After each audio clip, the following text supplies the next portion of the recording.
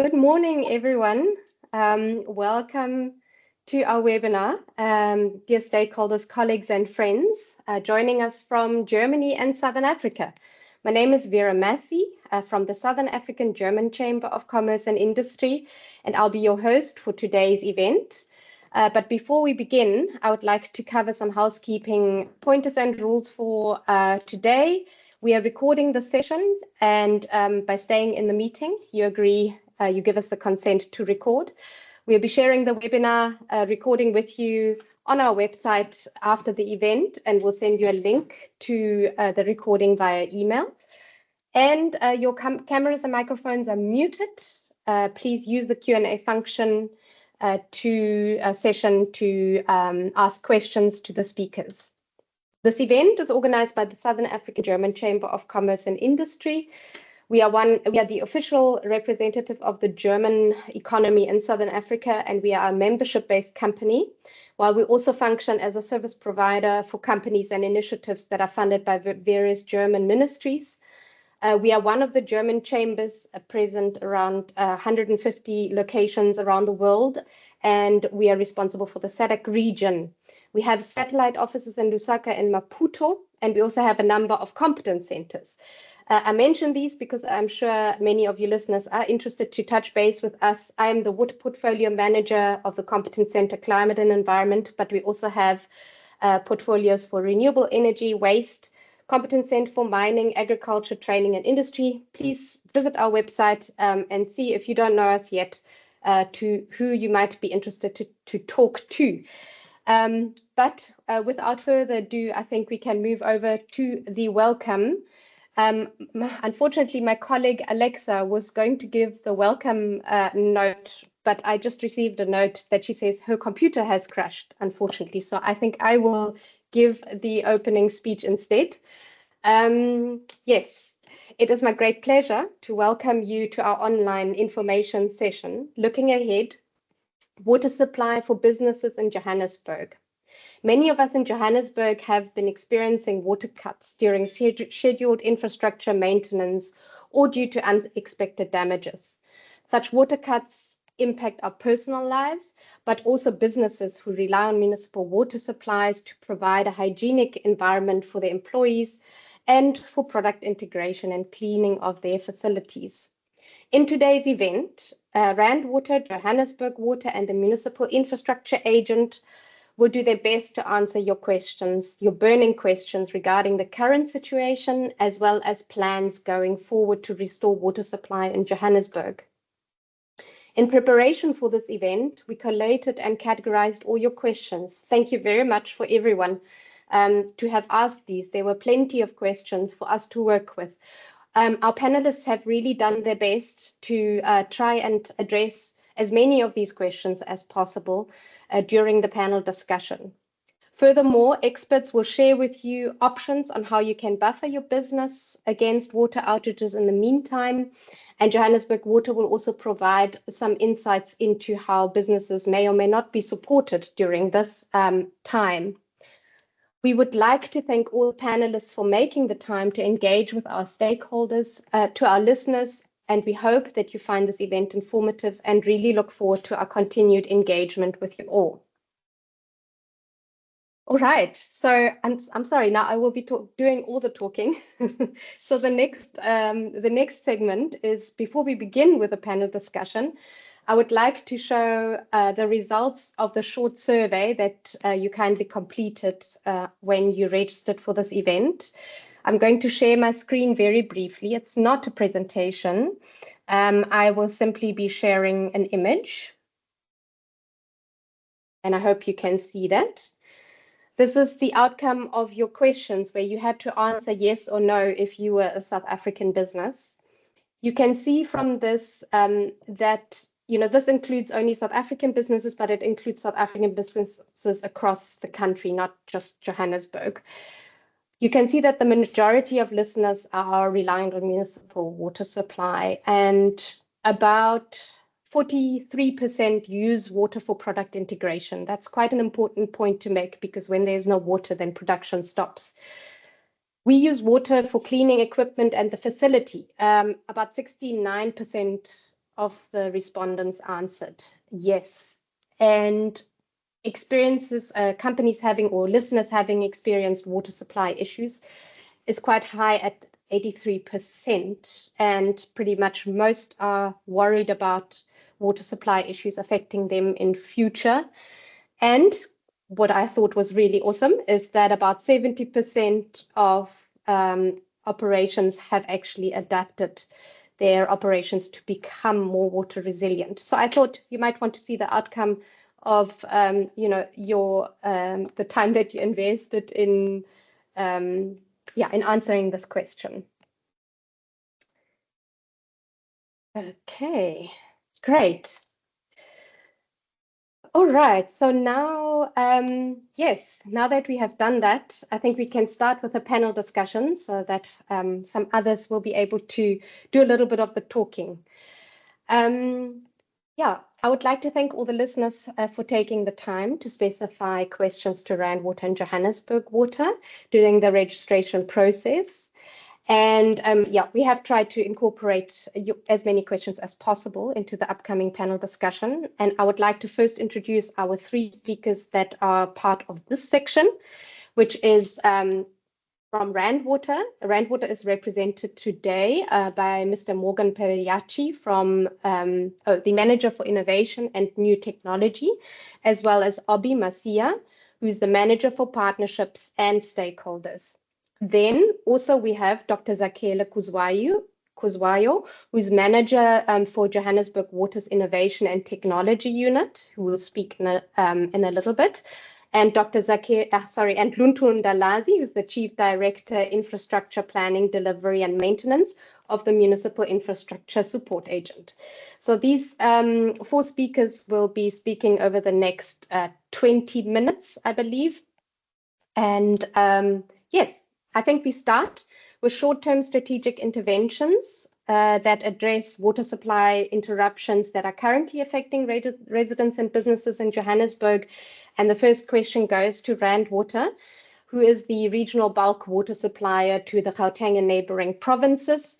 And I would like to ask Obi and Morgan, please, to outline the current maintenance work that you're undertaking on your bulk water supply network. Thank you very much.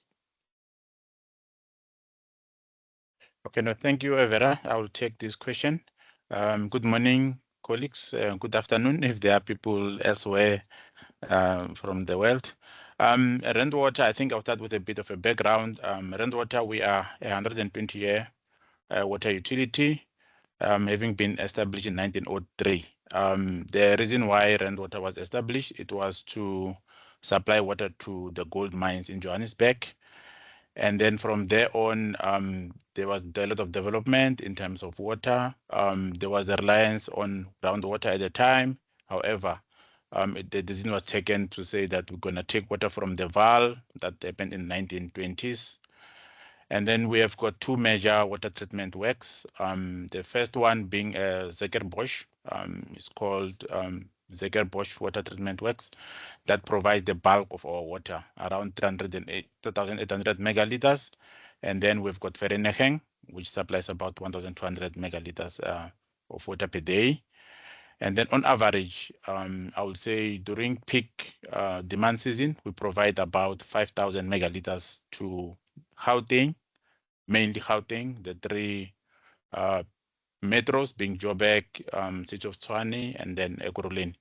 And then we also supply parts of Free State, parts of Mpumalanga, and then the Northwest as well.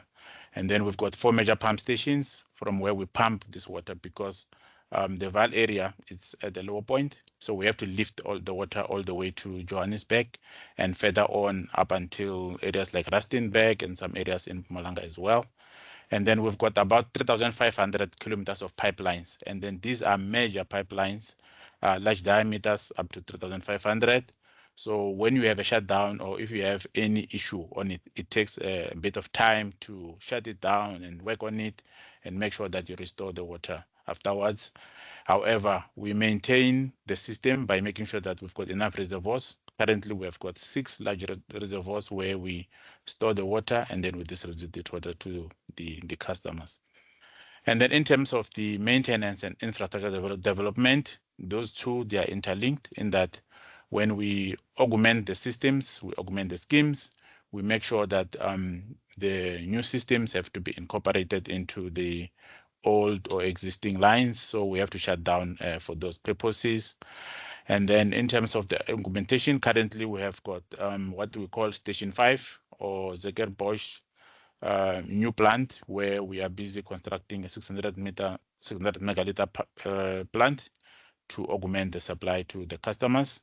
And then from the Department of Water and Sanitation, they are busy with the Lesotho Islands for phase 2, which is expected to deliver water to Gauteng in 2028, 2029. And then that will provide some kind of resiliency in terms of the supply. And then we have got a lot of renewal projects where we are upgrading and fixing and repairing our systems throughout our network. And then we also do these planned shutdowns whereby we work together with the municipalities and the customers to make sure that we coordinate and then the work is done smoothly, and then we integrate the maintenance work together with the customers. However, we do have emergencies, we have electricity breakdowns, and so on and so on.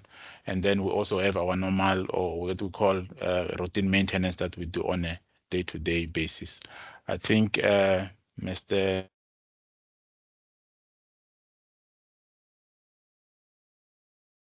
I think we lost Obi there. Maybe Morgan, you can carry on. Yeah, thanks, Obi, for that introduction to Rand Water and our current maintenance plans. And good morning to all our stakeholders. Happy to share this platform with you in the interest of arresting fears in the Gauteng and surrounding areas about water or impending water supplies. We at Rand Water are very dedicated to reimagining this water sector. We see climate change as a climate resilient, and we have adopted a climate resilient approach. We've noted the questions that have come through from you, the panel, looking at interruptions in various areas. And today's session is not about actually zooming in on any particular session or section or area. But what I would like to indicate is that from a Rand Water point of view, we've enhanced our communication, we've modernized our communication. This particular screen that I'm sharing or slide is something that you would see being communicated with you on a daily basis on all our social media platforms. And it really gives you an indication of the status of these projects from completed to in progress to not yet started and to being delayed. We are looking at a whole range of resilient strategies. We've invested 35 billion over the next 5 years in terms of maintenance and augmentation projects. We have a 60-40 split, 60 in terms of new infrastructure and 40 in terms of operations and maintenance of existing infrastructure together with the repairs. We're seeing demand exceeding supply. We're seeing high levels of usage by industries and consumers. We're seeing high levels of wastage and non-revenue water, and we'll talk about that in the next couple of minutes as to how we go about arresting that. You've seen the challenges with electricity and energy and have noted the questions, and we've really created formidable projects in terms of renewable energy, which we'll talk about shortly. So just to give you an indication and to respond and close out on project on question number 1, yes, we are in the middle of one of our most intensive routine maintenance programs. These are communicated with you. You would receive information on a daily basis. We have an active customer services center 24/7 to respond to your queries. And also we'll drop our email in here as well if there's any other questions presenting on this particular presentation. Thanks, Vera. Obi, are you all right there? Are you connected? Yes, I'm back. I'm connected. Thank you. Cool. Thank you so much. Great. So I think we can, I thank you so much for sharing that information. I think it's really important that our listeners also know where and how to access that information. And it's really good to hear that Rand Water has updated their communication structures. I think that's really incredibly important, also shown by the questions that were asked. I assume, Obi, I think we can move on to the next questions where we speak about obviously Rand Water maintenance is impacting on Johannesburg water supply to the customers as well. And I think maybe we can speak to Johannesburg Water now, Dr. Kuzwayo, and find out, how do you work together with Rand Water to try and minimize the disruptions that the municipal water supply network might experience as a result of the maintenance that is happening?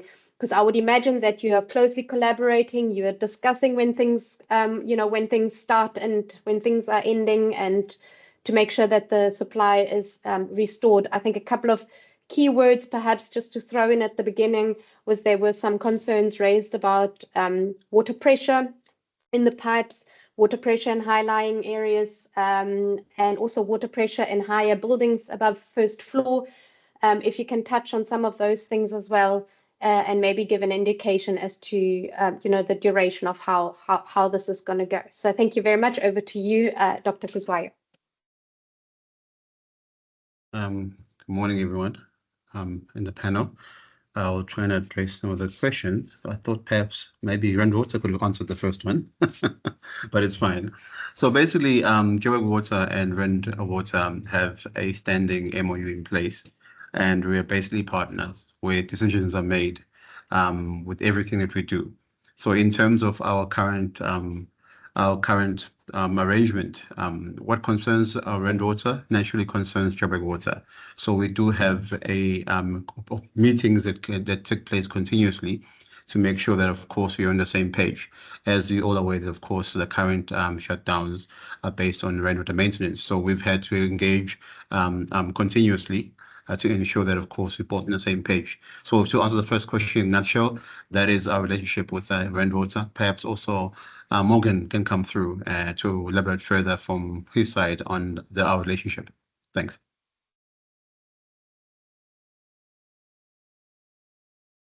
Yeah, I think, before I comment, Obi, I think you want to go first in the relationship and also the actual days of notice in terms of shutdowns, etc. I'll let you handle that one.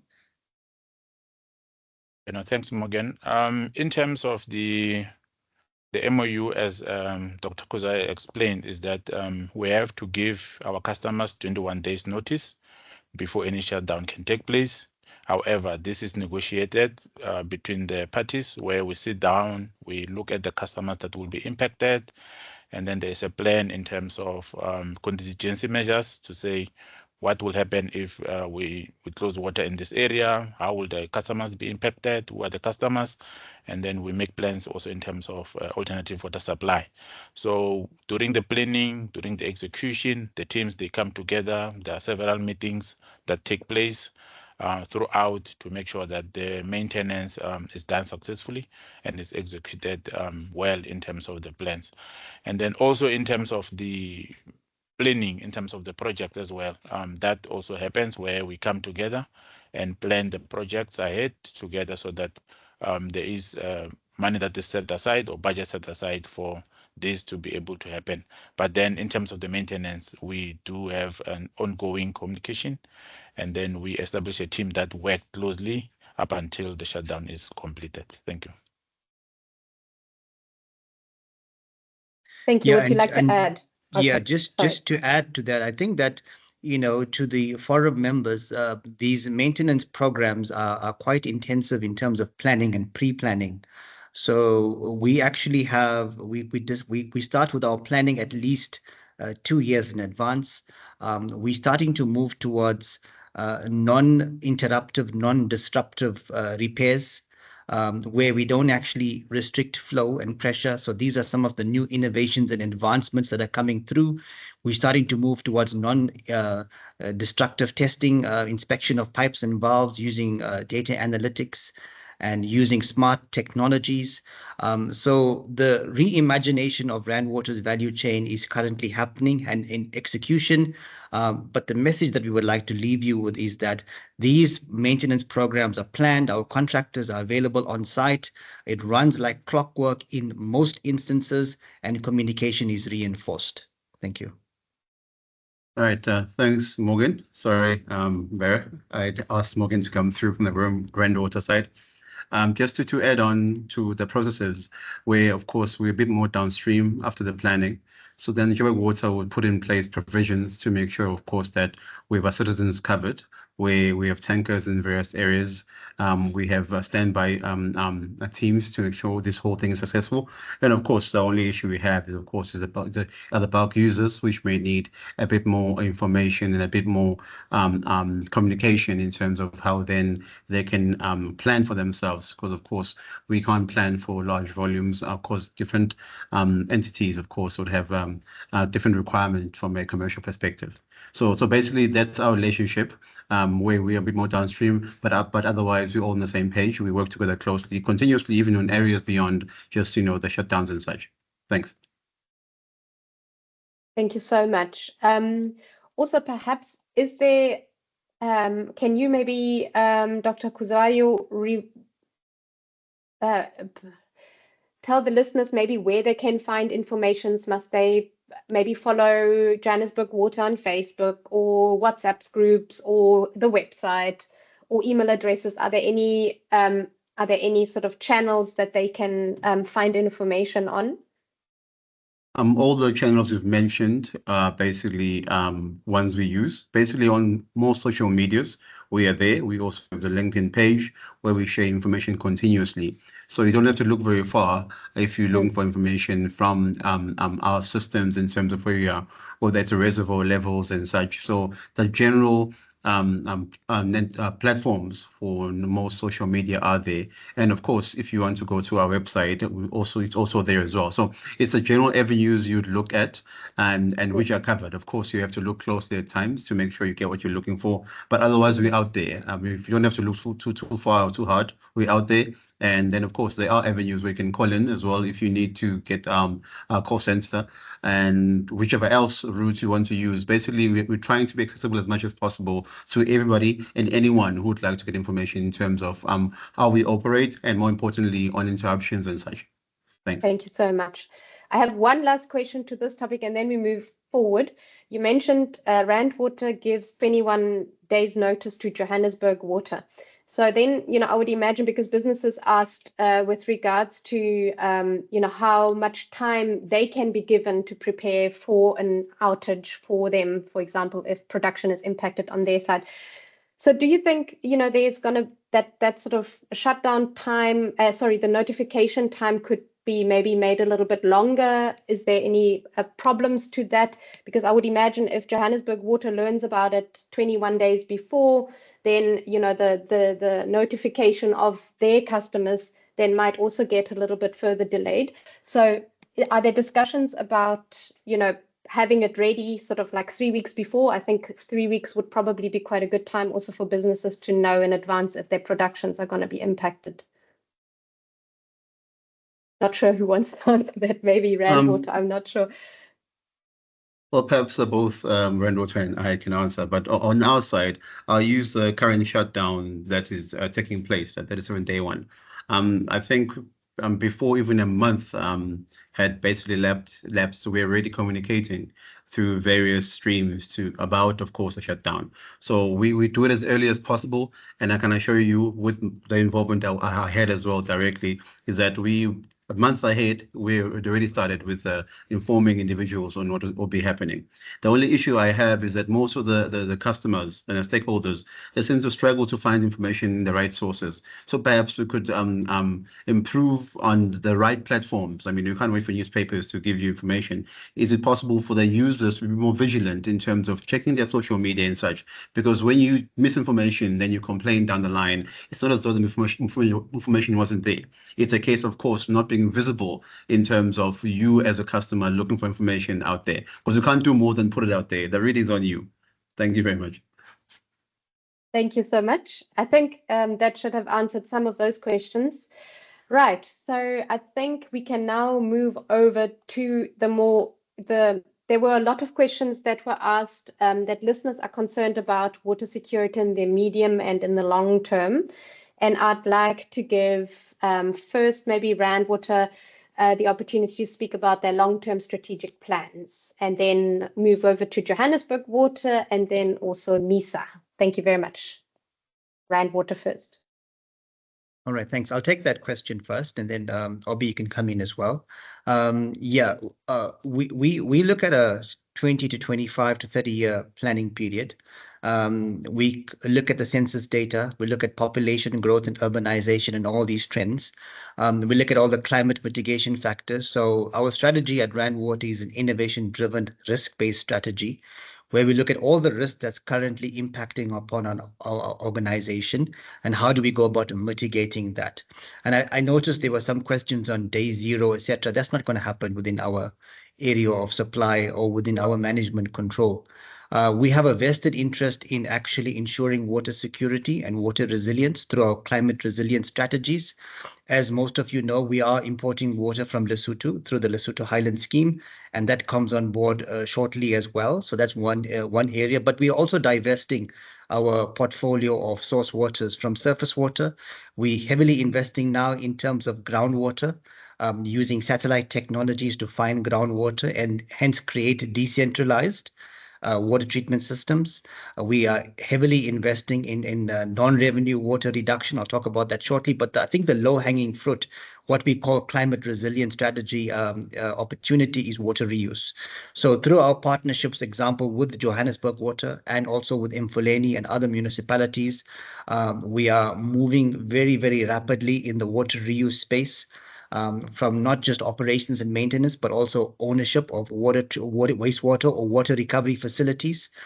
And, from these water resource recovery facilities, we're looking at reusing this water and treating it to different standards. We've just come back from Singapore, where we presented at the Singapore International Water Week. And, they are leaders in terms of water reuse globally, and they're now talking about direct potable use. And these are some of the thematics that we're going to be bringing into South Africa and certainly into our Rand Water operations. So water reuse is one of those low-hanging fruits. In terms of, I spoke about groundwater, and then there's been a lot of discussions around treatment of mine water. We know the treatment technology is there. It's just a factor of cost and how do you deal with some of the brine-related issues. And we have a huge R&D focus in terms of recovery of the brine and reuse of that using circular economy approaches and technologies. In terms of non-revenue water, which is another low-hanging fruit, which is something that our country has failed to arrest over the last couple of years. I mean, we're anywhere between 42 and 45% in the distribution network. At Rand Water, our non-revenue water is probably around about 3 to 4%. And there's extensive programs and projects in terms of reduction of non-revenue water. We're using satellite technologies, which covers the entire area of supply, to identify leaks on our drinking water pipelines. And this is basically using data and algorithms. We are investing heavily now in terms of automated metering infrastructure or smart meters. And this gives us a direct line of visibility from our bulk utility into, example, Mfuleni, into the households. We want to be able to understand how consumers at household level use water. We want to be able to influence their behavior and consumer behavior patterns regarding water usage. South Africa, we use far more water than we could per capita. So that's something that needs to be arrested.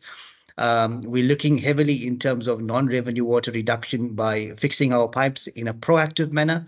So we have lots of data, and you would see in the next couple of months that Rand Water is going to be profiling some of our cool technologies in terms of use of data and generative AI to actually enhance operations and maintenance, and we're moving towards predictive burst modeling. So these are some of the cool trends and technologies that we are now starting to adopt at full scale within Rand Water and within our customer base as well. And then I think the last one that I want to talk about is energy security. I saw some questions around that. We are investing heavily in terms of hydro energy. We supply water over very long distances. Obi mentioned 3,500 kilometers. Pressure in these pipes are about between 20 and 40 bar on average. So we want to be able to recover some of that energy. So we are now in the process of installing hydro turbines. We are looking at micro turbines to actually power some of our instrumentation in our distribution system. We are rolling out sensors, acoustic sensors, transient monitoring systems to be able to predict leaks before they happen. One of the challenges we are experiencing is vandalism of some of these IoT devices, which is in our distribution network. And we're now basically on the brink of patenting vandal-proof smart lock systems to actually protect these instrumentation. We're looking at AMI. I mentioned that fiber optic technology is something which is going to be rolled out on our high profile and high priority pipelines, such that we have 24/7, 365 monitoring of our high risk pipeline. So we have a huge interest in leveraging data, exponential technologies to create a far more resilient Rand Water and reimagining this particular value chain. I think I've covered some of those areas regarding resiliency. Obi, if you want to add in there, please come in. Okay, no, thank you, Morgan. And then in terms of our partnership with our customers, mainly the municipalities, we are continuing to work with them, especially when it comes to non-revenue water, including the wastewater management. However, the department, through its water use license systems, is going to make sure that all of the customers, they adhere to their license conditions, meaning that we cannot over abstract from the system, because that provides a bit of a risk. So in terms of the Lesotho Islands phase 2, we know that it's going to come online in 2029, somewhere there. So it will ensure that there is extra water. However, we need to make sure that conservation and water demand management, they are prioritized to make sure that we live with what we have, because we cannot keep on augmenting the system while we have these losses. So together with the municipalities, we are working on the programs to make sure that we reduce the non-revenue water. Thank you. Just one last thing to add there, Vera, is that I see Carl is in the platform as well. We're actually looking at hydrogen energy, so we'll be doing a pre-feasibility study on the use of on the generation of hydrogen energy from our wastewater plants. But linked to the digested sludge, we're also looking at thermal hydrolysis to produce energy. So really a huge focus on not just water and energy, but going forward also chemical security as well, own production of chemicals. So as you would see, once again, just controlling the value chain to ensure resiliency. Thank you. Thank you so much. I feel like that was the amount of innovative technologies that you just mentioned there. I think it's really, really amazing to hear what Rand Water is considering and testing feasibilities of, and in some cases already in implementing or doing trials. I think also what was noticeable to what should be noted is that you went as Rand Water representatives to Singapore, because I think, international collaboration and learning from each other from a country like Singapore, to learn from what they have done with regards to their water reuse. I mean, that's really impressive. So yeah, I think that's super interesting that you are speaking also internationally and that you engage. And also, I know, Morgan, you do engage with Germany as well. So I think international collaboration is also an important thing to highlight here. So thank you very much for that. I think, shall we move over to Johannesburg and looking a little bit at the strategy, medium to long term, what is planned, how are you addressing concerns that were expressed by the listeners also in the questions? Yes, thanks. I think if I start looking at the innovation technology side of the conversation, myself and Morgan might be having a contest, so I'll leave that behind. But we also endeavor, of course, into similar type of technologies and innovation. In fact, what I can say, which is different to most, is that Johannesburg Water is the only municipality in the country that has dedicated office looking at research, development, innovation. So that's the only cherry on top that I can do to basically to add to what Morgan has indicated, because we do also try and collaborate. So many of the technologies that he mentioned, we also embarking into in different ways. So in terms of the long-term strategy, look, we've got a lot of things on our table. One of the biggest issues we have as an entity of the city and a municipality in general is that of budget. Different to Rand Water is that, of course, we get allocations for budgets from the city side, so we cannot necessarily grow our own fruit and then reap from it. So we still have to basically have to wait and for the allocations, which makes it a bit difficult in terms of planning. Because again, when one talks of technologies, we try and think of them in silos, but they don't work that way. It's within the framework of the culture of the company itself.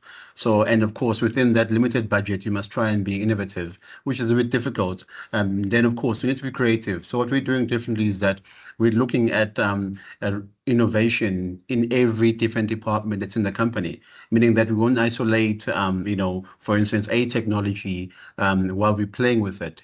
Instead, we'll actually play with the technology within the delivery space, which basically takes a bit of uptaking, meaning, of course, we need to play with change management, which is quite difficult. So number one, we have the limitations in budget. Number two, we must deal with individuals.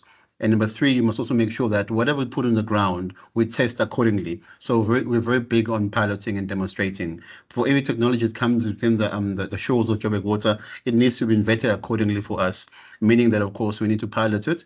Otherwise, we cannot then risk perhaps spending millions on something, of course, without having at least empirical evidence of its use. And beyond just the technology itself, we also look at operation maintenance, which is a big deal. And most of the time on our side, the O&M aspect tends to be more important than actually the technology itself on the ground, because we have a lot of intricate users. We have a lot of customers looking at different things, of course, for the indigent all the way to the high-paying customers. So idea is that we have strategies in place which look at us securing long-term resistance. Again, Morgan's mentioned non-revenue water. It's a big factor for our spaces because, number one, we're dealing with old infrastructure. And again, we're also dealing with history behind the infrastructure where records are not there. So sometimes you have to go look at things as they are currently. And a lot of the time you've got supplementary information in terms of what has happened. Because Joburg Water, of course, only started in 2000, but the city has been around for more than a decade. So sorry, more than a century. So it's one of those things where we basically grasping where we can, trying to look at the low-hanging fruits to be able to try and deliver as best we can. I know it's very difficult from a customer perspective to understand the balancing acts that we must actually deal with on a daily basis, because all customers are important to us. And from our side, we're trying to deliver across the board while still trying to ensure that we're improving on that.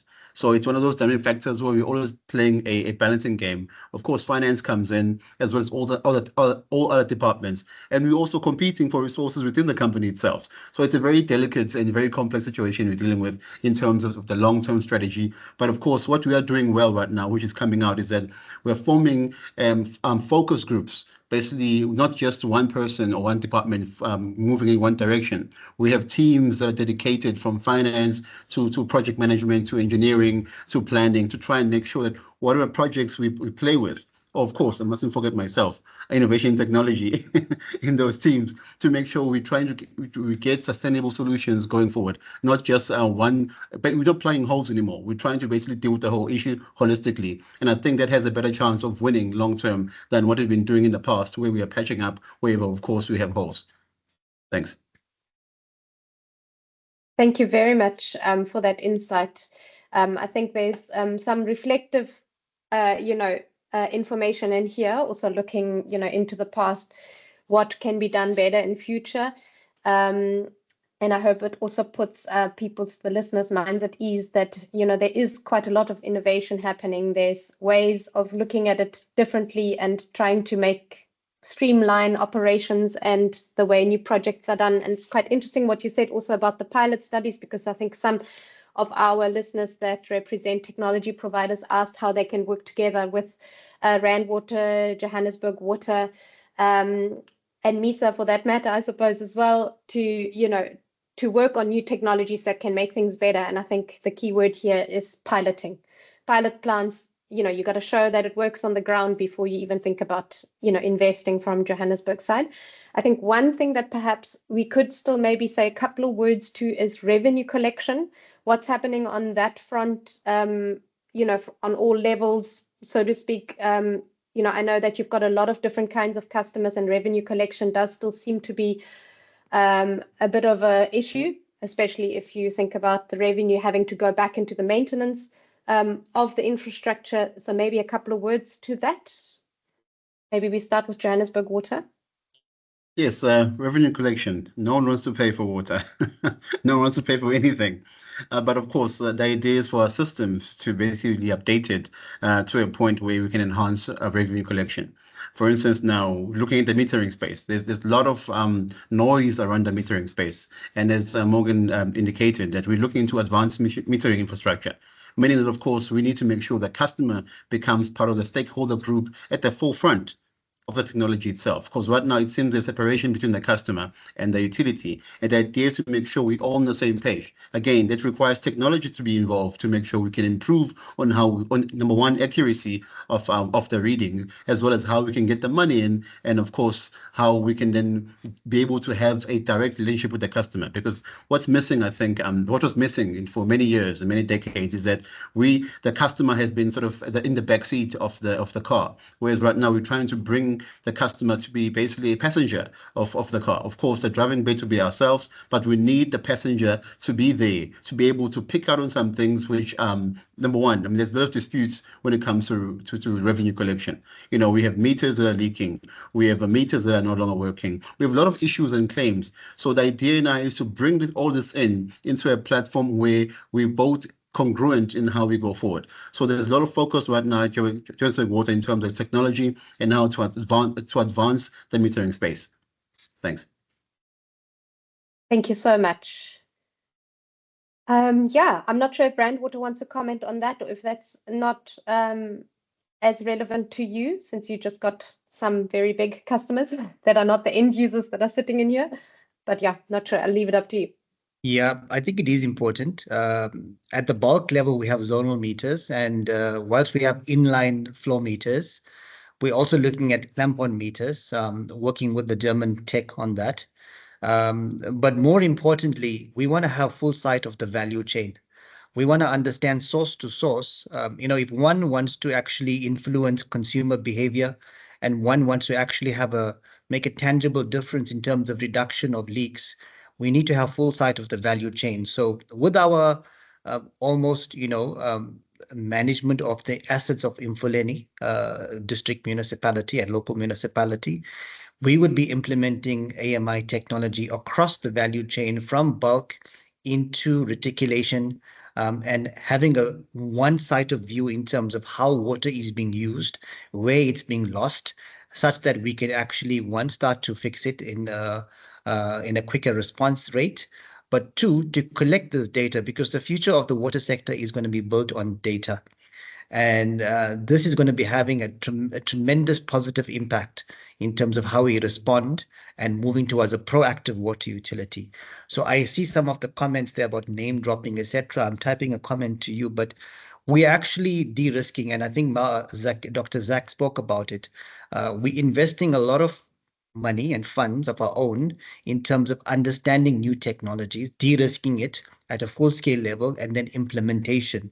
At national level, there are some challenges at policy level, which we need to deal with. Example, how do we influence the green policies of South Africa, blending of the green ecological environment with the brown, use of water, reused water, and also supply chain management. These are things that we deal with on a daily basis and trying to influence at the national level.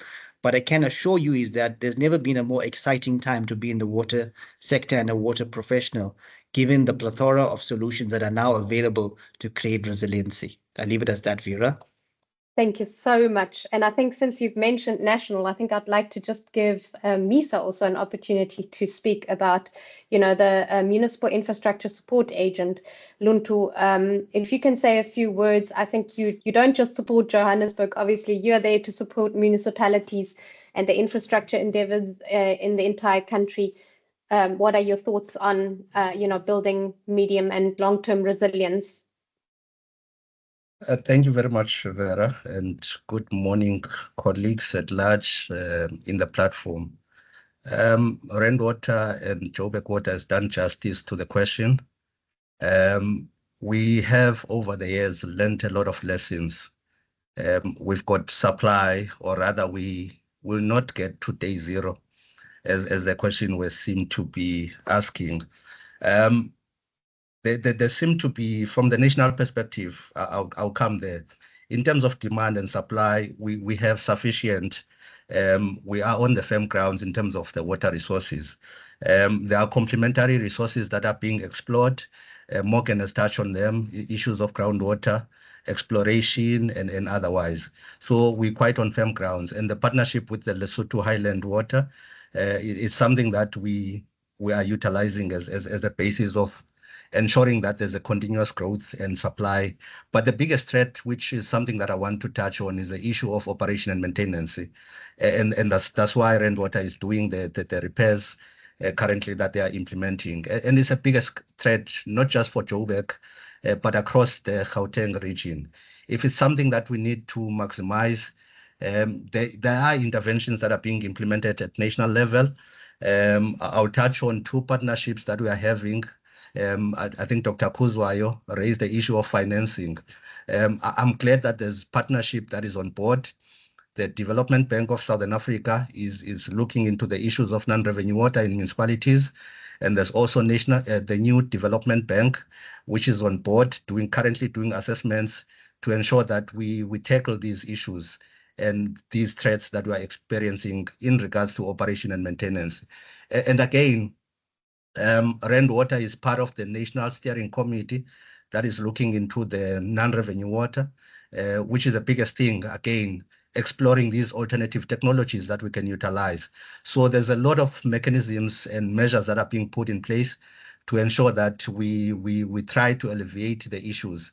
There was a question that was asked on the platform to say, do we have correct quantity and level of skills to rectify the predicament, and if funds are made available? Of course, Dr. Kuza touched on the issue of financing, and I've responded to say we are currently having a growing interest from DBSA and New Development Bank.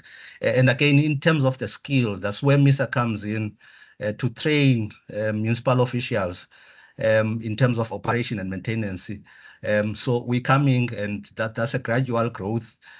We have not been paying attention to metros in South Africa because we believe they have sufficient capacity. Joburg Water is assisted by Rand Water, and they've got an entity which Dr. Kuzwayo is looking after as well. So it's quite a substantial issue of capacity. Is something that we are monitoring. But what we are doing, we are developing standard operating procedures that will be applied across all municipalities in terms of capacity and skills that must be available in municipalities. So it's something that will communicate in a short period once our executive authority are inducted. So I thought, let me touch on those few issues, but we have water security in South Africa, particularly for Gauteng, but we need to emphasize on issues of operation and maintenance for municipalities. The other threat that we are experiencing, maybe the stakeholders on the platform might want to look into, is the issue of infrastructure vandalism. It's a threat that we are experiencing in municipalities, and also Gauteng is experiencing that. Maybe technologies, stakeholders can come on board in that regard. Let me pause there, Vera, but I think the colleagues have touched on many other aspects. Thanks. Thank you so much. Yeah, I think skills is an important one. So thank you very much for touching on that and for answering that question. I think we can now officially, no, wait, I do have another question that should also answer one or two questions that are in the chat there. Please, can I ask all the participants to rather use the Q&A function for asking questions, because there we can sort of keep a better eye on, whether those got resolved or not. We still got a few minutes, I would say, to just speak about a question to MISA, to you as well, Lunto. In terms of the Water Services Act, a water service provider means any person who provides water services to consumers or another water service institution. So, for example, Johannesburg Water is the water service provider for the city of Johannesburg. And the question is, can any company register as a WSP with a municipality or water authorities to provide decentralized water services in an area? If so, what is the approval process? Yes. Are you able to? I'll be very brief there, and again, just to declare, I'll be speaking on behalf of the Department of Water and Sanitation. But both the Water Service Act and the National Water Act allows the water service authorities to identify who they can utilize as a water service provider. That is in the Act. I think the difference here is that it must be the WSA, which is in most cases are the municipalities, who identify who can be the water service provider, so that they can control the objectivity or best achieve what are the requirement of their water services in the area. So I think it allows for proposals to be sent to municipalities. That's what it says in a nutshell. It allows for proposals to be sent to municipalities. I'll make an example around what can be done and what is done in the coastal towns. I mean, we all know that there's water desalination that is now mushrooming around the country. And it always allows the private partners to propose or make proposals to municipalities and ask whether to participate or develop on the behalf of municipalities. So there is that provision, and it's all about tariffs, how you manage the tariffs in terms of provision, and also how you ensure that it aligns to the water service development plan of the municipality. But the other aspect that is being explored, and I can't divulge much, unfortunately, until the new executive authority is properly briefed. COGTA at the beginning of this year started with the process of exploring the model of inclusion of private sector into stabilizing water supply and upgrading water supply or water infrastructure in municipalities. And I think that covers the question around private sector participating in maintenance and operating of water infrastructure. We are exploring that model. We want to enter into concession with private partners that will bring in financing model, but not only financing, but also skills where it is lacking, so that we can ensure that we tackle all these interventions that are required in municipalities.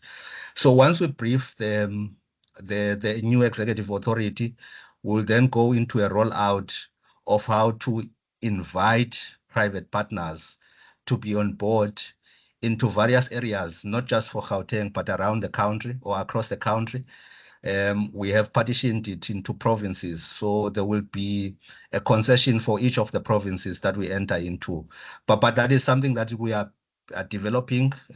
Once we brief the new executive authority, then there will be a full rollout into the country. So there is a provision to make proposals to WSAs. That the Water Service Act and the National Water Act does not close off private partnerships, but there must be that agreement in place, looking into the interest of the WSDP. Thank you. Thank you. Thank you very much. I think that was very clear, that private involvement will hopefully be part of the future. And to summarize, to address the skills issue as well as to roll out infrastructure, but it has to happen in a structured way and there has to be provision for that made. So thank you very much for that. Really insightful. I am trying to look at the chat stream. If there's something, have you as speakers seen anything that you still would like to address? I think there was one question about looking at industry, sort of asking when the sort of big maintenance thing could happen again, so that maybe they can prepare even further in advance. You know, is this something that's going to happen quite frequently now over the coming years, that they need to prepare a bit more in advance, I think was the one question that was posed there. Is there quite a lot of maintenance upcoming in the next few years from Rand Water and Johannesburg Water? I got the feeling yes.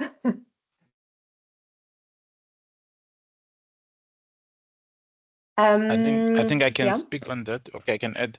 In terms of the current program, it was agreed that it's better to do the maintenance in a way that it's integrated, so that a lot of work is done during this period. However, we still have issues around breakdowns, we still have issues around energy supply and so on.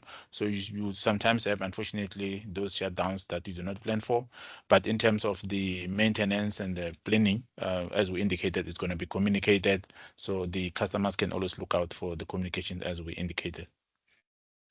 Thank you so much. I think we actually do need to move on to our next segment so that we don't run over completely. We will get back to, I think, Johannesburg Water right at the end again. So hopefully we'll still answer a couple more questions that were asked during the registration process. But for now, I think I'd like to sort of focus a little bit more on, what can businesses do in the meantime. And for that, this is while Johannesburg Water, Rand Water, MISA will be working hard to restore reliable water supply in Johannesburg and the wider Gauteng region. Businesses must also keep operating and keep the taps flowing and ensuring staff hygiene and cleaning and manufacturing processes. And I think one of the participants commented that they use water for their production processes and their backup tanks, and they have backup tanks, let's say, for 2 days, where they can operate even if the taps run dry. But what happens if there's no water for more than 2 days, then essentially production has to stop.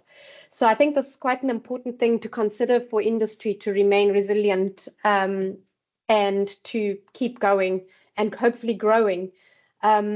So for this, I would like to introduce to you two of our South African member companies of the German Chamber. That is Memcon and Talbot. Both companies have many, many years of experience in delivering water and wastewater management solutions to commercial and industrial clients. And I would like to start with Carl Haycock. He's the CEO of Talbot, and he has over 25 years of experience in the industrial, environmental, and water-related risk strategy and advice. My question to you, Carl, welcome and thank you very much for being here. What is this first step in becoming more resilient to water supply disruptions? And also whatever you would like to say. Thank you very much. Thanks, Vera. Morning, everyone. I did the usual thing of trying to talk without turning my mic on. So it's very simple, but an impossible task in 5 minutes, which is my allocated time.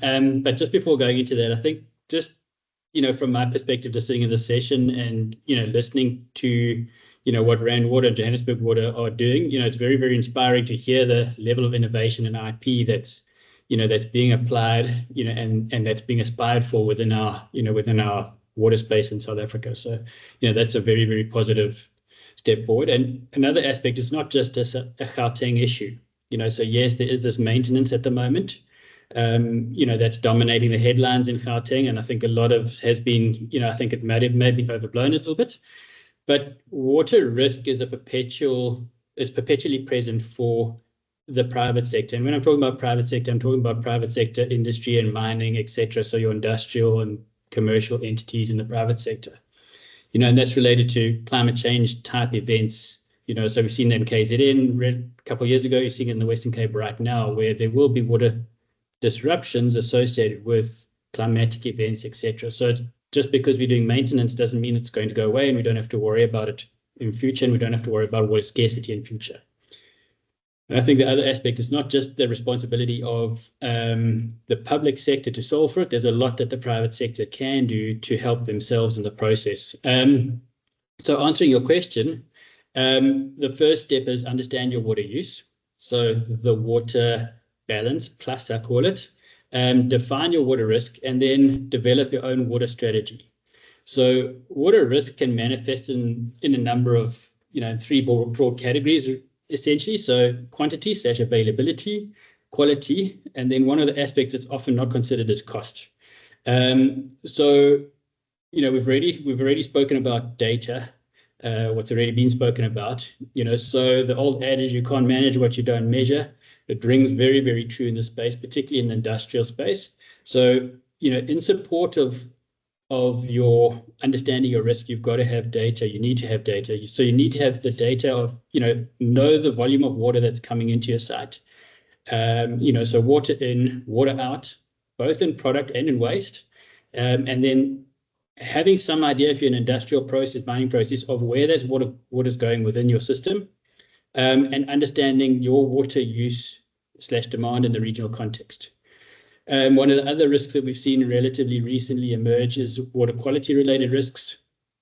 So understand, again, measure the water quality in, measure your water quality out and within your operations. And then at the same time, understand the cost. So what are you paying for water? What are you paying for wastewater discharges? And then estimate the potential operation or the cost of an operational downtime with a water supply disruption, be that a day, a couple of days, or a couple of weeks, depending on where you are and what the potential cause could be. So this all kind of leads into essentially a stepwise approach to addressing your risks and developing, ultimately they all develop into a water strategy at the end of the day. And that'll identify quick wins, so low-hanging fruit, and then your larger spend items. And having worked in this space for some time, unless you've been on the water optimization journey for some time already, there always are going to be quick wins. So for industry and businesses that are looking for immediate solutions because they haven't planned ahead, despite the fact that much of the information around the maintenance was has been in the public domain for some time. Storage is potentially a first line of defense. There are limitations, as as one of the participants mentioned in the question. So storage will support you for a relatively short period of time if you're a big water user. But that can be improved by reducing your water use, so your water draw from the system. Data is a big one. So using data to, so how do you reduce your water use? So understand your system. So use that data that you're collecting. Not that long ago, we did an AI analysis of water for one of the FMCG water uses for one of the FMCG clients, and identified between 20 and 30% saving associated with behavioral change on that site. So the night shift was using 60% more water than the day shift to all intents and purposes. So just understanding that and tracking that has massive opportunity to reduce water use and therefore reduce your risk to downtime, downtime and disruptions. Water education operations is a key aspect. Changing your cleaning behaviors. So instead of washing down floors, etc., use dry cleaning, use brooms. If you are doing wet cleaning, use trigger nozzles, do leak detection, so visual and database leak detection. Then if you're getting into more process changes, so enhance your CRPs, your cleaning in places, and use your last clean for your first clean and the next CRP. Process optimization, reducing your product dumps. So very often industry dumps product and has to clean because of that. And then you move into water recovery strategies. And, these can, there can be a number of them on any one site. So intra-process and inter-pipe recovery strategies, they can very often actually pay for themselves. So they're not necessarily a pure cost to a business. But getting back briefly to the water strategy, I think, there is a big opportunity for industry to reduce its water use. Start simple, evolve it with time, and they actually make sense at the end of the day. So they improve your business. Yeah, they just make good business sense. They improve efficiency within the business, and they facilitate future scenario planning around your business. We need to understand on this call, obviously, there are a lot of different industries, businesses on the call. So, there is no one size fits all, and they're going to be quite different. So if you're in the tourism sector versus retail or pharmaceuticals or industrial mining, the different aspects of water risk are going to affect you differently. It is important in understanding water risk to look at it from a 360 perspective. So it's not, it's not one-dimensional. It's actually four-dimensional. It's all around you. It's upstream of you. It's within your operation. It's downstream of you. How it affects your employees, and then all of that changes with time. So understanding all of that, I think, is critical in understanding the opportunity you have to build your own resilience as a business. Also, you need to understand that, water risk impacts businesses in different ways. It impacts reputation, it impacts production, it impacts efficiency, compliance, it impacts stakeholders, whether those are suppliers or shareholders. It impacts your people and it impacts your profit at the end of the day. So having a good understanding of your risk and how you're going to mitigate that risk, improve your resilience is critical. So essentially, live data, reduce, reuse, recycle, recover. And in recovery, obviously, there's opportunities for water recovery, okay, but there's also opportunities for product recovery. And I think Carsten's going to talk about that a little bit just now. So, my comment is find the opportunity in it. It's not just a cost. We've done a lot of projects around the continent at Talbot, and two of those opportunities, two of those projects, from a water recovery point of view, have different implications from an opportunity perspective. So in the mid-2000s, we designed, built, and operated a water recovery plant for a brewery in Dar es Salaam. There's insufficient water for the brewery to actually meet its production growth demands. So, the plant that we developed and built recovered 63% of the wastewater over an 11-year period and allowed them to produce more product. At the same time, the cost of the water that we're providing to them was significantly cheaper and of a better quality than the municipal water at that point in time. So two opportunities within one. Similarly, we've recently completed a water recovery plant for a chicken abattoir in the Eastern Cape. It's designed to recover 72.5% of the wastewater that it discharges. This was driven primarily through water risk and trying to mitigate the impact of low water or poor water availability on the operation. But yeah, at the same time, the solution, whilst it's delivering 72% recovery, it's the water that we're providing is cheaper than municipal water. And it mitigates lost production. So it helps to keep 3,000 odd people employed, and makes more water available to the municipality to provide to other users within the system. So in summary, measure, assess, develop your strategy, start simple and evolve, and seek the opportunity. It's not always a cost. Thank you. Wow, that was quite the end. I think thank you so much for your contribution. I think really important to know to the listeners that there are companies such as Talbot out there that can assist you on your journey. And I think the starting simple, if you haven't yet, I think now's the time to start simple. Also, that will be seen as demand management from Johannesburg Water and Rand Water side. And I think, there's going to be no grudges if you reduce your consumption and remove leakages and become more efficient. I think that serves in everyone's interest. So yeah, thank you so much for your contribution. I think we're going to move over to Carsten now. You already introduced him in a way to say that we're going to look a little bit at product recovery. So yes, the second question now goes to Carsten Orzol, founder and managing director of Memcon. And for nearly 20 years, Memcon has been supplying membrane process plants into South Africa and abroad. So my question to you, Carsten, is upstream process solutions for isolated wastewater sources can save money and resources in the long term. How does Memcon make waste recovery possible for their clients?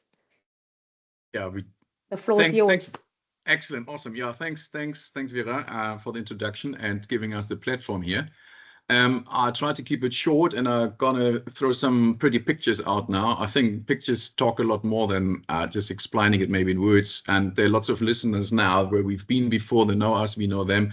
Lots of opportunities. And briefly, like Carl already rightfully says, it's also about our own housekeeping and optimizing operations. And the task of upstream water process water savings. I start my presentation here, so you can see that. So we are very much focusing on exactly that. So we always asked Rand Water, Joburg Water, hey, water, give us water. But the question must also be to the private sector, what can we do or they as a private sector to help themselves. And we all learned from electricity. We all screamed at Eskom, where's electricity? And we all learned and became almost specialists now in solar panels and other sources of energy. And the same we see now in water. And that's where we as MEMCON come in and help and guide clients to actually help themselves to large level. So, and that is a very important aspect that the private sector has to learn. Also, our friends from Roundwater also mentioned a lot of innovations and technology. And I think this is important. As said, solar panels, all of a sudden, no one knew it before. Now we're all specialists, and water technology the same. We have to learn about technology, innovations, and what's out in the market. And MEMCON is a company that guides the client towards that. I skip a few slides and just to save us some time. But in a nutshell, we go out to the clients with lots of R&D pilots, lab test, to help clients for reduced total cost of process operation, for legal environmental compliance, of course, on wastewater, because it's another aspect. So it's always cost driven. As we heard earlier, no one wants to pay for water, but obviously it's a necessity. And if you do it right, you obviously save water. And MEMCON guides them. We have lots of lab tests. We pilot it. We engineer together with the clients. We seek obviously opportunities, and opportunities are massive. And there are various industries now listening, from the food to the mining to automotive to fine chemical environmental solutions. And if you look into the matter of waste and effluent, which is obviously your main usage for water in most of the operations, it not necessarily remains in your product, then you see lots of ingredients in wastewater that you pay even penalties for. But in the end of the day, it's an aqueous solution, it's water. And we are definitely thinking out of the box, jumping up with joy when we see certain applications where we can add so much value. And that is my key here. So I want to highlight 2 avenues where we can save water, but with that also save money for the operations. So there's tons of obviously operations out, processes. We operate now into 28 countries. We have hundreds of applications out there, and the every industry that uses water is obviously keen on looking into where we can add value. And the main aspect is water recovery through waste beneficiation. So people always perceive water as an expense to the operations, and waste is obviously an expense to operation. But if you do it right and use very specific technology again, and that's a huge buzzword, technology, one shouldn't be afraid of new technologies in that, you can add lots of value. And the value does not necessarily lie in the water, but actually on the byproduct, the value add product that we can produce basically as a result of wastewater treatment, effluent treatment. I just want to throw out some examples that people have a bit of an imagination, understanding what one can do. For instance, expired beer, a dreadful thing, especially to me as a German, to have it expired in first place. But there's lots of beer other beverages we destroy because it expired, and also during COVID, lots of beer had to get destroyed, and literally by pouring it down the drain, as bad as it sounds. But we can, for instance, extract water from that. Never mind alcohol and nutrients, but our technology is allowed to add value to byproducts and produce basically a value add product like alcohol from beer, for instance. Or the other example would be soft drinks, where you extract water from expired soft drinks as a byproduct, but the value actually lies in the concentrates of concentrated sugars, for instance. So these operations are adding tons of value. So you get around wastewater discharge penalties, you recover water, you produce a byproduct for reuse or selling it off. In fact, even these sugars from such soft drinks being used for biofuel plants as an organic food source.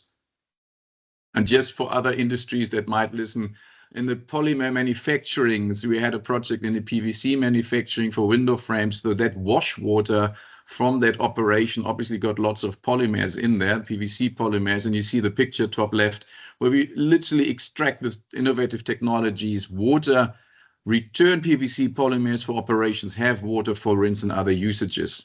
The paper and pulp industry, lots of value one can add by extracting water from the waste, but in the waste, and it's actually a swear word in our industry, the waste, it's actually a product in there which might be sugars, lignosulfonates, other polysaccharides of value that one can use. And corn steep and rinse water, you see that bottom left. So these are all waste streams, yet there bear lots of value. In the corn steep water, you will have lots of starches, amino acids, protein, fiber. animal food sources. And as a byproduct, you have water, rinse water for reuse in the factory. Environmental solutions, tons of them. Oily wastewater. I'm sure there are lots of people listening. They have hydrocarbon issues, COD issues, FOG issues with the wastewater, mineral oils, but also citrus oils. So these products we can extract and remove from the waste, from the effluent, add value to that. And as a byproduct, you have 90% of this whole mass as your fresh water for reuse. So that's a huge aspect and a shift of thinking that one shouldn't think into effluent, but into waste beneficiation and adding value. The second one I wanted to highlight is recovery of utilities. So utilities is also a very important aspect, and many companies out there, that's where the majority of water goes. It not necessarily goes into the product as mentioned before, but it's cleaning solutions, it's rinse waters, cooling water, cooling tower blowdown water, boiler blowdown water, steam condensates, push and carrier waters, and many more. So this is a very low-hanging fruit to any company out there to help themselves to recover and recycle water at a very reasonable cost. And Carl also mentioned, if you do it right, you actually do cheaper than what town water might be. Not to take groundwater out of business, but it is not as bad as people might think. And they throw money at this whole water treatment, but it might save them. It might be an investment, not an expense, if you do it right. And some examples that we more and more roll out are, for instance, caustic soda solutions. So all the CIP water, cleaning water at a dairy, at a brewery, any food place that runs a cleaning regime, we can purify and recycle not just the caustic for reuse and reuse and reuse, but also the rinse waters. And with that, and again, a massive water saving, especially in the food industry. Then cooling tower blowdown, you see a sample on the bottom right. So cooling tower is also a major, how can you say, a water monster when it comes to operations. And you have to keep the cooling water in a good condition. So you have to blow down as and when required. You top up with fresh water, but we could treat exactly that cooling tower blowdown water back to a quality that is suitable for reuse. Same with boilers and so that's the whole thing. You need to audit your plant. You need to understand who is my biggest water users. And our rule is to never mix. So MEMCON, we go upstream into the process. We identify opportunities in your company. Where can we actually catch and trap water for reuse before it's being mixed with all other nasties and it becomes an end-of-pipe solution and you have to treat the whole stream without adding value. So that's the big differentiation here with MEMCON. It's process utility. So we go into the process, we identify locations, and you can install tanks and more tanks out in the field there. And the great tank suppliers, I see SBS being part of this here at the moment, listening. So in combination, storing water, but also recycling, reusing water is a very important aspect. And we see it's happening more and more. This is the last introduction and idea. And again, these are all those ideas. I hope I can trigger some other ideas amongst the listeners. But it's this whole CIP caustic soda solution. And it's a cleaning agent, as said before. It is a simple filtration process that we can implement. It's a skid-mounted process plant that you add to your current operation. And in that way, in a very elegant way, recycle your cleaning agents, recycle your rinse waters. You might have a bottle wash plant that you can use the same concept. In the mining, we see very similar operations and not just caustic, but acid recycling. But with all these utility recycling, you also save tremendous amounts of water. And here's just a nice picture of an example at a large dairy in the Western Cape. So this is a typical process plant that companies can install. We can also rent it out. We can go out on a build and operate manage program. So that's the next thing. We take ownership. I understand that clients, they throw money rather into production than into utilities, but that's where there are also different financial models out. Vera, you mentioned also interest by, what was it now, DBSA or even the KFWs. And so, I mean, there are different means of funding and financing such projects, and we understand exactly that. So this is a rather large plant at the dairy, as mentioned, with silo tanks to store, but also to collect treated liquids. And you see in the pictures at the bottom of the results. On the middle is dirty cleaning agent. We basically see as an feed into our process plant. On the left is the treated caustic. It's clear, there is no more solids, organics being taken care of, and that can be reused over and over again. So it's just an example, and I hope I can trigger someone here to say, hey, listen, if it works on caustic, maybe it works on XYZ, and or rinse waters, wastewater. So think about going upstream, think about never mix, think about what's the low-hanging fruit where one can add value. And that helps everyone, including the round waters, not being bullied if there is no water. I assume there is water, and I'm happy to hear there's no day zero coming, but people need to look into sustainability, and that's where our technologies help a lot. I think with that, I thank you. I think that gives you an overview on our capabilities, and yeah, back to you, Vera, if there's any question. Thank you so much. I am going to already anticipate that we'll be running over a few minutes. So I hope the listeners can stay in for a few more minutes than we promised. Thank you so much, Carsten, for that. I think it really rounded it off very nicely. And I would like to hand over now to our third member company that's presenting today, and that is DQS. I think, you know, we need to also think from another perspective. We want to talk about, or I want to ask DQS, Francois from DQS, about how can ISO standard certification, training and auditing assist companies in becoming more resilient to water supply disruptions. So I think there's a number of examples that Francois Labuschagne, who's the CEO of DQS South Africa, which is a certification body active in Southern Africa since 1994. So yes, I think DQS is originally a German company. So welcome. Thank you so much, Francois, for being here today. I'm going to pose a question to you that's sort of specific, but you're also free to answer it a bit more freely as well, with specific reference to the water efficiency standard ISO 46001, which helps to identify, design and implement measures to achieve water savings through its systematic management. How can your clients become more resilient to water supply disruptions by participating in training, certification, and auditing? And I think some of the other keywords were also business continuity and generally sort of managing behaviors in the company, which was also mentioned by Carl. So I think, you know, a lot of these things interlink. So yes, the floor is yours, Francois. Great, thank you. I just wanted to make sure I've got my presentation on. Everyone can see it. If not, yes, we can see it. Can you see it? Now it's gone. Yes, there it is. Okay, so thank you, Vera. Appreciate it. And thank you very much for all the information shared during the session. I'm going to keep it very short and simple and just basically introduce, for those who does not know, ISO, which is the International Organization of Standardization. DQS Global is a certification company that certifies management systems and obviously do training and create competencies within organizations to better manage specific aspects of the business processes. In this case, we obviously refer to ISO, and ISO is nothing other than a best practice. It's a standard that's a formula for contributing to something better than what we would usually have to do. I encourage everyone to go onto iso.org to have a look at the different standards.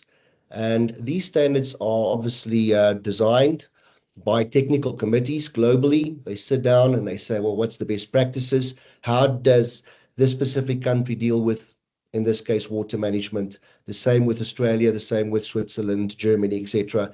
And they come up with a model and a plan that is a guideline to assist organizations in how to start. Because very often we can talk about, you know, you have to have an asset management program in place looking after your equipment, etc. But where do we start?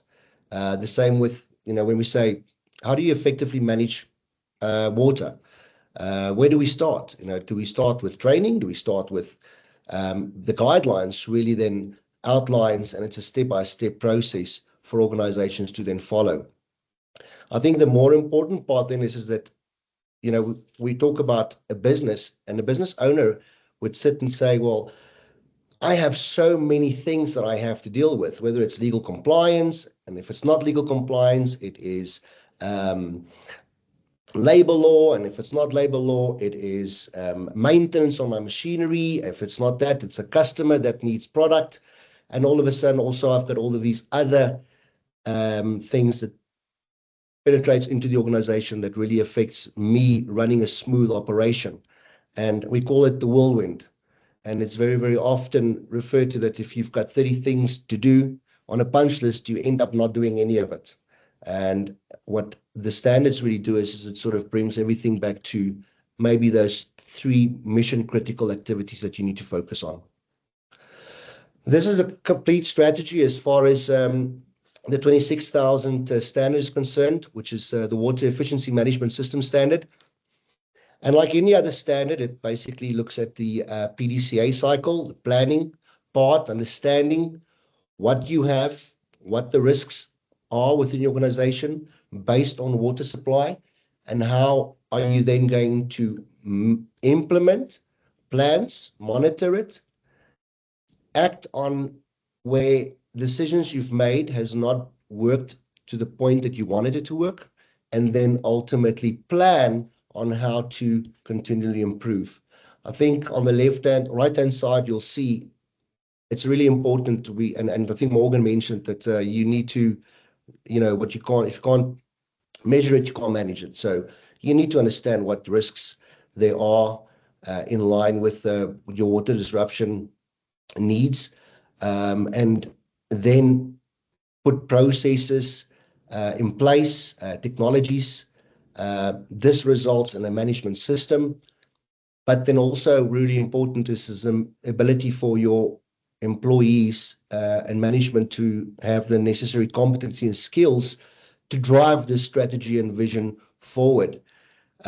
Ultimately, at the end of the day, if things can go wrong, they will, and therefore we look at the business continuity aspect. From a business continuity model perspective, we also say that there's a compliance side, and people will do what they do and not do what they're supposed to do. And that obviously is a cultural transformation that companies need to install. We talked about the fact that, South Africans are prone to sort of use water not sparingly. And it's really a culture transformation with the organization to make sure that everyone in the organization understands that it's a mission critical activity in the business.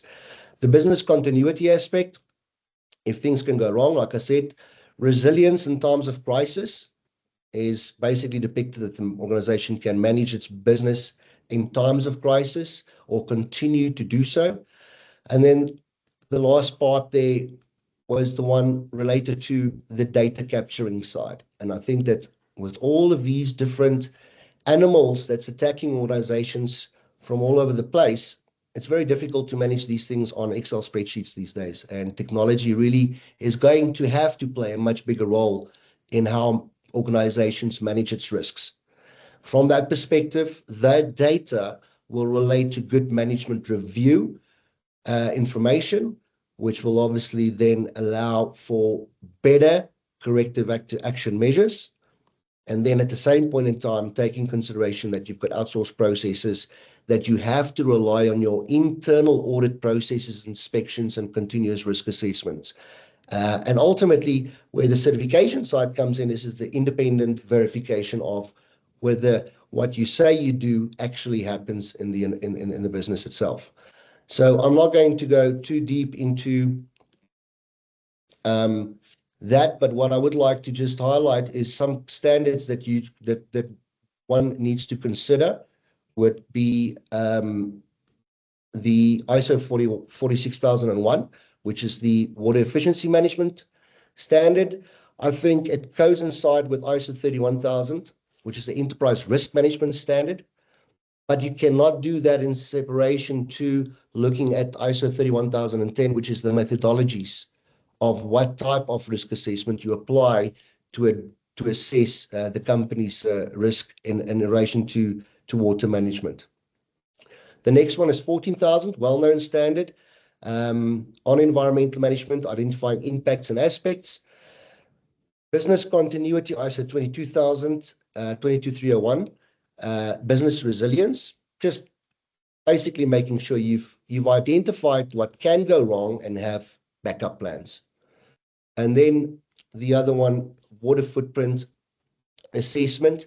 This guideline is used for many organizations who does double materiality analysis and reporting on integrated reports. And the standard really gives a step-by-step idea and guidance on how to measure your water footprint, whether it's gate to gate or operations to gate, or the complete life cycle of your product and your process. The last one is water security, and this is the supply chain security management standard on 28,000. Really ensuring that if you that you also, again, you have backup plans and make sure that the supply of water to your operations or to your organization is there, and also the communication to and with stakeholders is aligned on the needs. I cannot emphasize the fact that training and education is mission critical in any business operating optimally. Everyone needs to be on the same page, and everyone needs to know where the true north is. And strategy is really, really important to make sure that the competencies and the understanding of the people in the organization is there in relation to where the business is going with a specific strategy. These are all standards, and it's a mouthful. I just wanted to quickly say then that this is not standards that is isolated in different areas. ISO was never designed for you to fit into it. The ISO standards, or these best practices, was designed for you to take them and apply them within your business processes itself. So by integrating some of these best practices, I believe that companies can create a robust system to manage water effectively and efficiently, and minimize the impact on water supply and disruption, and also ultimately ensuring sustainable operations. So that's my side. Obviously, most of this information is on the internet, iso.org. Go and have a look at it. There's lots of explainer videos, and all the best. Thank you very much for that contribution. I think we have covered different aspects now of becoming more resilient, and I think the sort of strategic and system support that there can be from something like ISO standards is, I think, really important in their journey. Ties back together nicely with what Carl was saying about, start simple. And I think the ISO standards can give you also sort of a bit of a roadmap to get to that point. So yeah, I think it all works really well. And innovative technologies, which then all translates back into demand management, which is an important aspect, I think, also of the long-term strategy that Rand Water and Johannesburg Water are focusing on. So I think I would like to move on. We're already running over. There were two questions that I would like to really briefly address with Dr. Zakhele Kuzwayo before we move to the final speaker, Beatrice from City of Johannesburg. Just very quickly, Dr. Kuzwayo, will there be any grants or incentives, subsidies for companies who install their own on-site backup water supply, reducing the demand on the infrastructure? So I think this was asked quite specifically from one of the registries, also referring, to similar to the subsidies that were given in Cape Town for solar. I'm not sure about Johannesburg, rooftop solar installations by private individuals. And also, the question of subsidies for emergency water costs that arise in industry when they're trying to continue with production when there's a lack of supply or when the supply is interrupted. The reason why I'm bringing these questions in now is because we are looking at, what kind of support is there for the end user, for industry, for businesses, and this is how it sort of I think ties it all back together again to Johannesburg Water. Just very briefly, maybe in a minute or two. Dr. Zakele. Yes, I can try and answer. The first one is a straight no. We are revenue reliant, and we pride ourselves in our planning systems to ensure that long term we are covered. So if one has to look at an alternative system, we don't incentivize that directly, because of course it promotes the customer not using our systems, and of course the revenue loss from our side. Of course, we do consider the fact that there may be areas such as ones with no infrastructure. In that case, then you may consider applications for package plants or similar systems, up until, of course, you got the infrastructure installed with underground. So it's only in exceptional cases where we may then, of course, consider the application in line with the policy we have in place on the first one. On the second, should I go to the next question, or should I? Okay, fine. The next question is that of course, having emergencies that take place, and of course, the amount of money that's spent by the bulk water users for commercial aspects. In that, basically, we've got a bylaw in place, which means that any business venture should have at least 48 hours worth of storage on their premises rather. So then, and if it goes beyond that, naturally, then we won't be supplying the water. So then the idea or thinking behind it is that if you buy from an external source, you can use the very money you would have used to buy from us, but you can buy from an external source.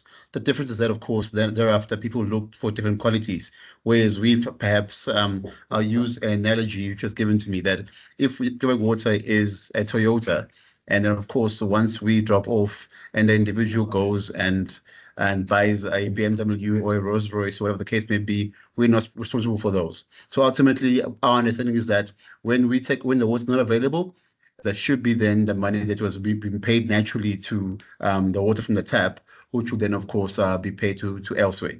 But otherwise, from our side, as long as we put in place a bylaw, there should be at least enough storage for 48 hours within each premises for a commercial user. Thanks. Thank you so much for clarifying that. That's really interesting. So it is actually a bylaw for industries and commercials to have 2 days of backup. That's interesting. Thank you so much. I think that was really insightful. And I think we can now perhaps, thank you very much, move on to, I think we can move on to the next speaker, Beatrice. The floor is yours. I'm really sorry that this is running late. Beatrice Abel Rosela is from the city of Johannesburg. She has been with the city of Johannesburg, the Department of Economic Development, for over 15 years. She currently holds the position of Investment Promotion and Facilitation Manager, and this presentation of hers or speech of hers is also relating to how the city of Johannesburg can support businesses and investments. So the floor is yours. Thank you very much for being here. Thank you very much, Vera, and thanks for all the companies who are still staying and will listen to me. And believe me, it might be really a good thing for you to do, because as much as water is obviously crucial to everybody, the city has much more to offer, trying to help companies to make their life easier. And as I'm German myself, by listening and looking at the clock, I said, okay, let me cut my presentation very short. So from 12 slides, I'm down to 2, which I'm going to share now. Just a second.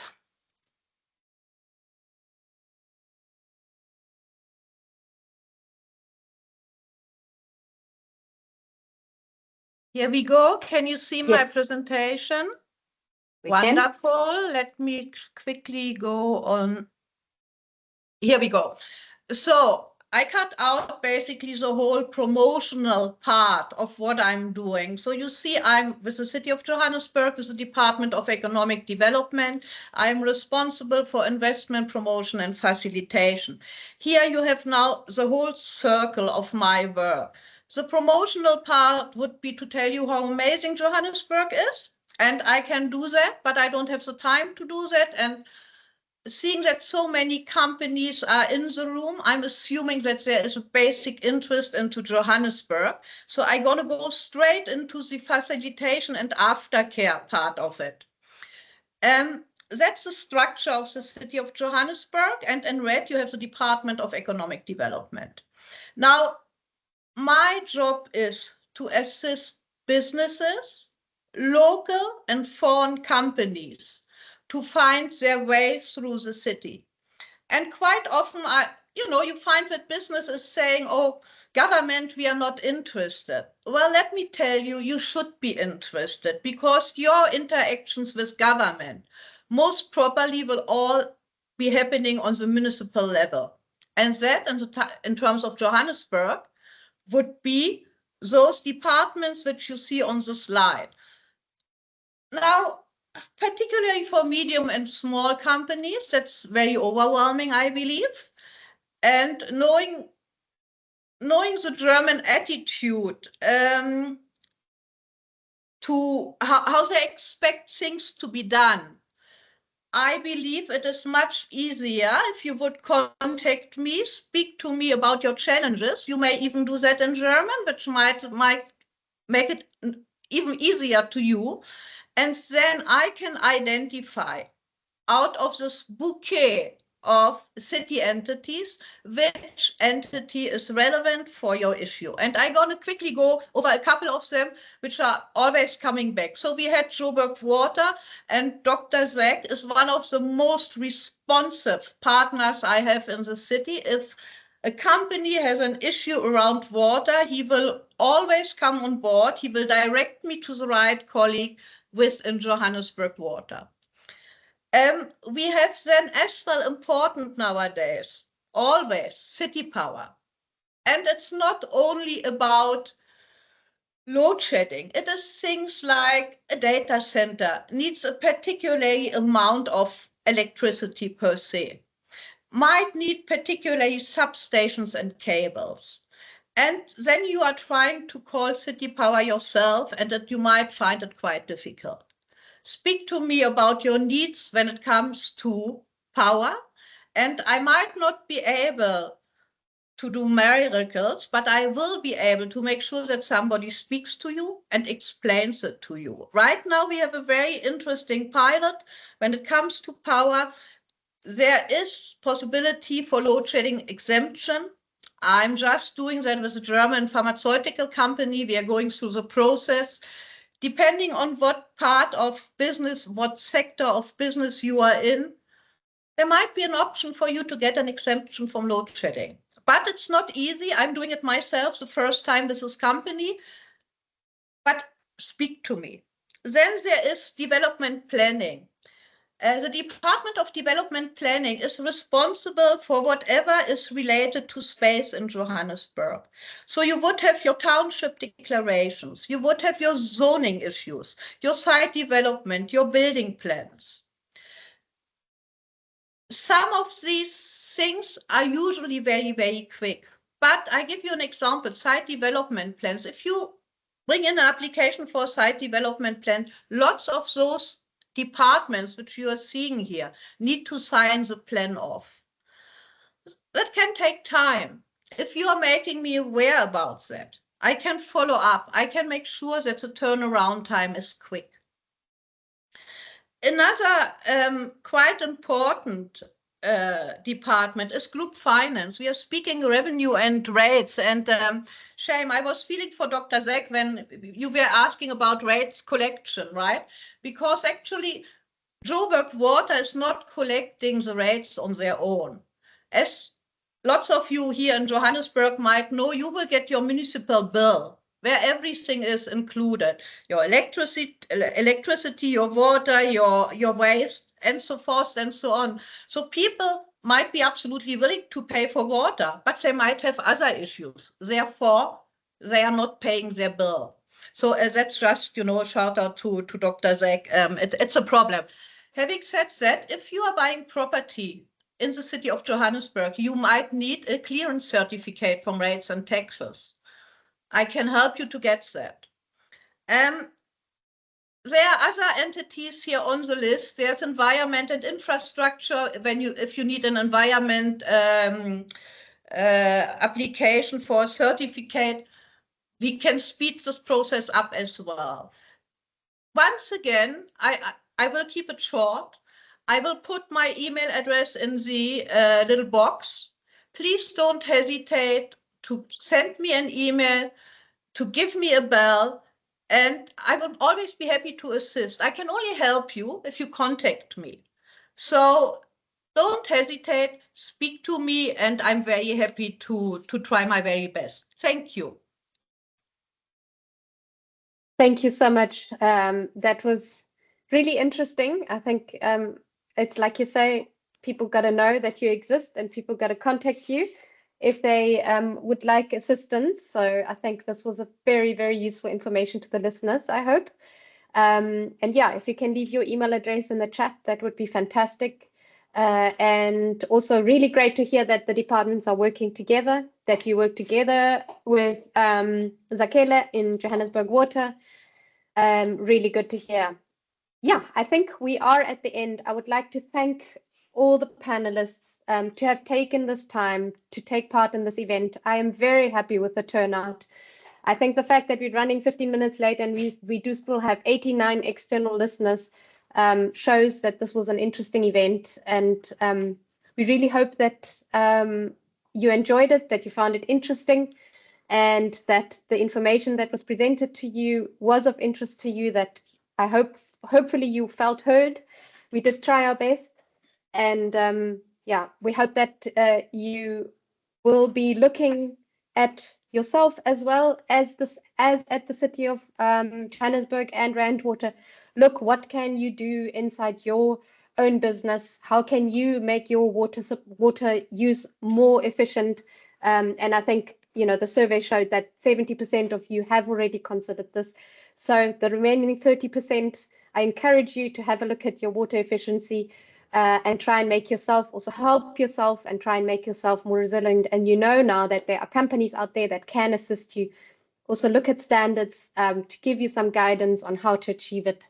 And yeah, I wish you all the best, and I really look forward to continued collaboration. Thank you again to all the speakers. Really appreciate your time in your very busy days. And I wish you a good Friday tomorrow and then a good weekend. Thank you very much.